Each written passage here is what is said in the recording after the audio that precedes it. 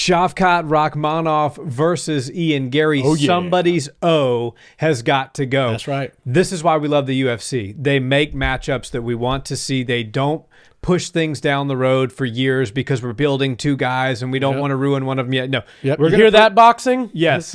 Ooh, shots fired. Yep. But, you know, the reality is Shavkat Rakhmonov was supposed to fight for a title. Right. There was very few fighters in any division in the UFC that were more deserving of a title shot than Shavkat.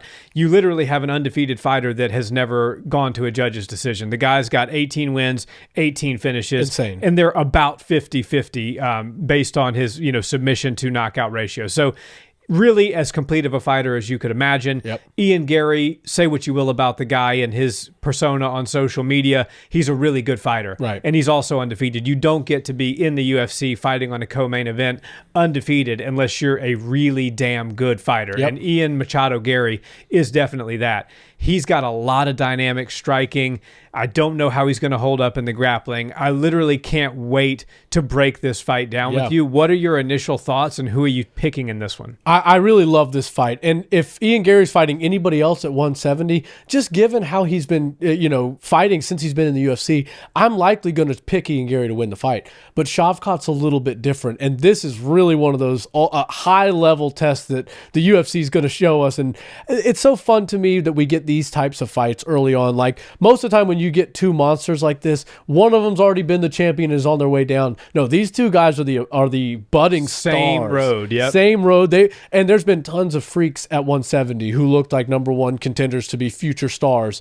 But these two have stood the test of time. They've been undefeated, not only in their UFC career, but in their entire career. So this one's a great fight. And anybody that's saying Ian Garry doesn't have a chance is crazy. Now, the odds, I'm leaning towards the odds being not accurate, but they're a little bit close to accurate. It's like minus 400 for Shavkat and plus 300 for Ian Garry. So if you're an Irish guy and you have you think the luck is on your side, maybe put a little bit of coin behind Ian Garry because he has ways to win this fight. Maybe a better skill set to beat Shavkat than almost anybody at 170. And the reason for that is because they're kind of built similar. They have a similar body type, so they're very tall, very long, and Ian Garry is known for using long strikes. He was even effective at doing that against a guy like MVP.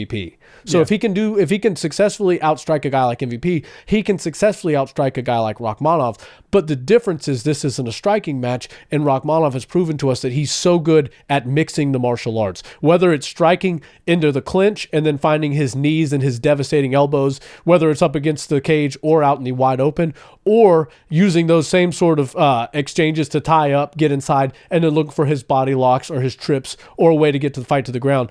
Either way, he's totally equipped to go wherever this fight wants to go, and that's why I see the advantage going in his favor. And even though Ian Garry has looked damn near perfect, we have seen him look a little bit less durable, a little bit less perfect than Rakhmonov in his UFC fights. Yeah. Now, maybe he's fighting harder opponents, maybe it's stylistic differences.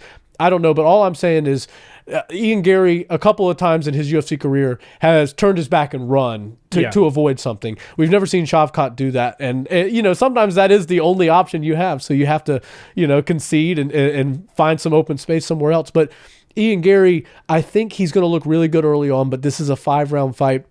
And you can only be perfect on the outside for so long. Eventually, your opponent at a high level will start to pick up on reads. He'll find creative new ways to get inside and force you to fight a different fight than what you're doing.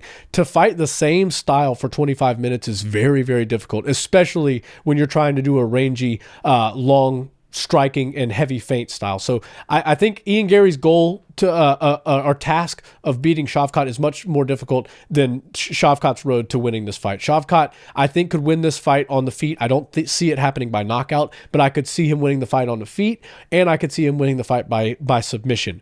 However, if I'm going to make my prediction, and I got to be completely honest, I'm going Shavkat Rakhmonov, but for the first time in his career, I think he's going to see the judges. I think the scorecards aren't going to get ripped up. I think Ian Garry is going to hang in there. The 4th and 5th round are going to be brutal for him. They're going to be some great experience rounds and some lessons learned. I've got Shavkat Rakhmonov winning this fight by decision, pretty unanimous, probably 4 rounds to 1 or 3 rounds to 2. But Ian Garry is going to be proven to the world that he's a legit tough guy, and he's going to be a thorn in the side for many welterweights for several years to come. Yeah, I mean, all solid points. But here's the reality. Shavkat Rakhmonov isn't just an undefeated fighter. Right. He's never needed the judges in his entire mixed martial arts career. Who's stopping him? It's not going to be Ian Garry. There you go. Ian Garry is going to do better against Shavkat Rakhmonov than most people have done in the past. Yep. Your prediction of it actually going to decision, I don't think is an outrageous prediction. I do think Shavkat's ultimately going to find his submission victory. And the reality is this fight is going to come down to distance management for Ian. The only chance that he has here is to beat Shavkat at a long kickboxing range. That's the only place I really see where I think Ian is better than Shavkat. On the end of that long jab, using those high head kicks, good teeps and movement, really good movement. Shavkat can be a little bit methodical sometimes and just kind of walk you down. Not great head movement. Yeah, go back to the Jeff Neal fight. He took some big shots in that fight. That is also, by the way, another reason that I'm pretty comfortable in my prediction for Shavkat, because Shavkat ate some big shots from Jeff Neal, and he took them like a champ. So I think that Ian Garry is a better striker than Jeff Neal is, but I don't think he punches and cracks as hard as Hands of Steel does. I agree. So I think that the durability is not going to come into question. And then it's just you have 25 minutes for Shavkat to figure out the puzzle, close the distance, and once he gets inside, he's got great clinch work. He's got really good body locks. Look for some uppercuts, some elbows, some knees, stuff like that ultimately lead to his takedowns, which is where he has a massive advantage over Ian Machado Garry. Yep. And I only think it's a matter of time. I think Ian will get taken down and probably get back up a time or two, or maybe the round will end and he'll get to reset and start back on his feet.